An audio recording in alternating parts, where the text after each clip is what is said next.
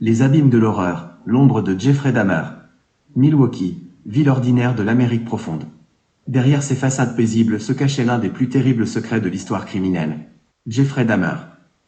Son nom, synonyme d'abomination, évoque des images insoutenables de torture, de nécrophilie et de cannibalisme. Mais qui était vraiment cet homme?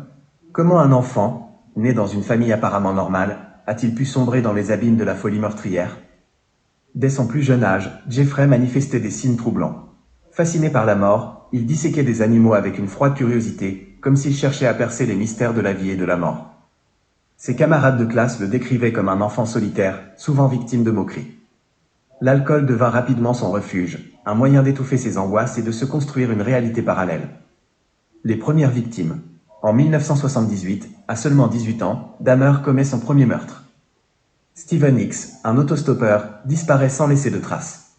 Son corps sera méticuleusement découpé et dissous dans un bain d'acide. Ce n'est que le début d'une longue série de crimes. Au fil des années, Dahmer affina son mode opératoire. Il attirait ses victimes, souvent des jeunes hommes marginalisés, sous de faux prétextes. Une soirée, une séance photo.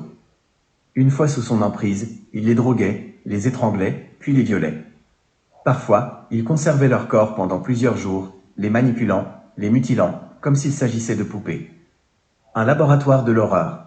Son appartement était un véritable laboratoire du crime. Les murs étaient tachés de sang, le sol collant. Des outils chirurgicaux, des produits chimiques, des photos polaroïdes macabres.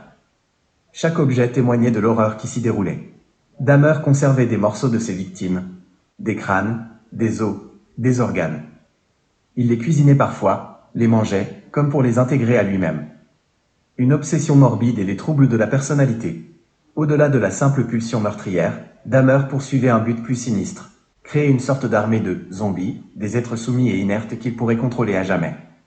Cette obsession morbide est révélatrice de troubles de la personnalité complexe. Personnalité antisociale. Dahmer présentait tous les traits caractéristiques de ce trouble. Manipulation, absence d'empathie, mépris des règles, impulsivité et irresponsabilité. Il ne ressentait aucune culpabilité pour ses actes et ne semblait pas capable de nouer des relations saines avec autrui. Troubles de la sexualité, la nécrophilie, le cannibalisme et les actes de mutilation témoignent de troubles sexuels très particuliers. Ces comportements étaient pour lui une source de gratification sexuelle, mais aussi une manière de dominer et de contrôler ses victimes. Troubles dissociatifs.